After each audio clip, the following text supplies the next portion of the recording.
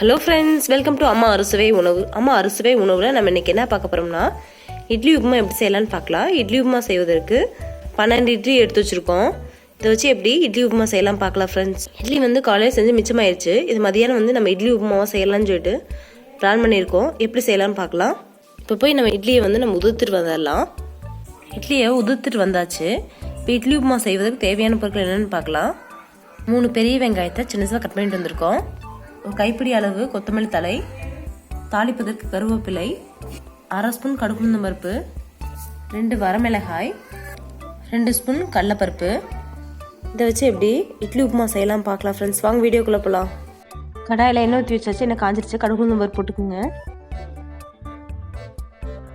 கடுகு உளுந்தம் பருப்பு நல்லா பொரிய ஆரம்பிச்சிருச்சு. இப்போ நம்ம கடலைப்பருப்பு போட்டுக்கலாம்.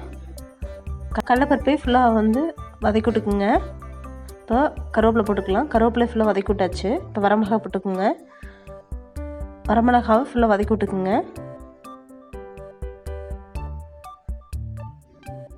நம்ம கட் பண்ணி வச்சுருந்தா வெங்காயத்தை போட்டுக்கலாம்.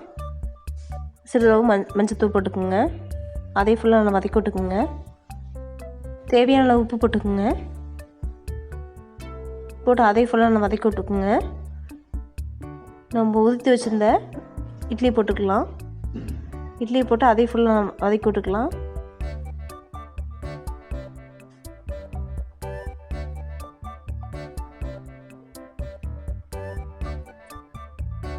போட்டு எல்லாத்தையும் ஃபுல்லாக நல்லா மிக்ஸ் பண்ணிக்கோங்க.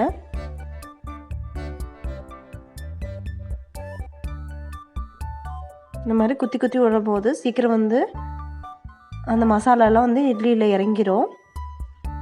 ஃபுல்லாக செமையாக ரெடி ஆயிடுச்சு. இப்போ கொத்தமல்லி தூவி விட்டு வச்சு கொத்தமல்லி தழை போட்டு அதே ஃபுல்லாக வதக்கி விட்டுக்குங்க. இட்லி உப்புமா செமையாக ரெடி ஆயிடுச்சு. இப்போ நம்ம அடுப்பை ஆஃப் பண்ணிக்கலாம்.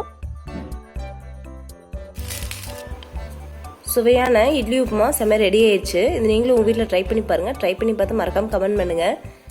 இந்த வீடியோ உங்களுக்கு பிடிச்சிருந்தா ஷேர் பண்ணுங்கள், சப்ஸ்கிரைப் பண்ணுங்கள், மறக்காமல் பெல் பட்டன் அழுத்திடுங்க. தேங்க்யூ.